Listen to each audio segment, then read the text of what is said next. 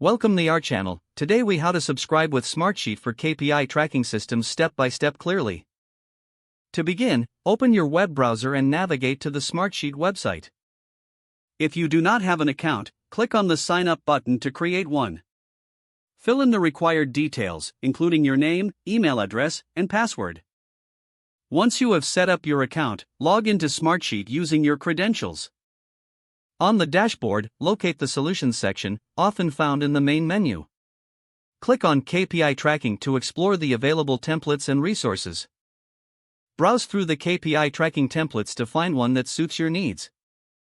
Click on the chosen template to view more details and how it can benefit your tracking system. Select the Use Template button to add it to your account. Once the template loads, you can begin customizing it according to your specific KPIs. In the customization screen, fill in your KPI metrics, targets, and relevant data. Utilize the features such as charts and graphs to visualize your KPIs effectively. Make sure to save your progress frequently to avoid losing any important information. Once you are satisfied with your customizations, click on the Share button to invite team members for collaboration. Enter the email addresses of the team members you wish to invite and set their permission levels. Send the invitations to allow your team to access the KPI tracking sheet. To ensure regular updates, set up notifications or reminders as needed. Finally, regularly review the KPI sheet to monitor progress and make data-driven decisions. If the page does not load, refresh the browser or try again in a private or incognito window. Make sure you are using the correct email address, then retype it carefully to avoid small typos. If your password is not accepted, use the reset option and create a new strong password you can remember.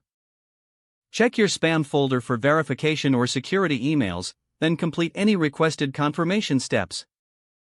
Enable two-factor authentication if available to improve account security and reduce unauthorized access risk.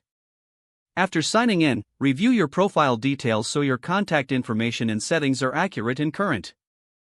If you see an error message, note it down and try again after restarting your device and internet connection.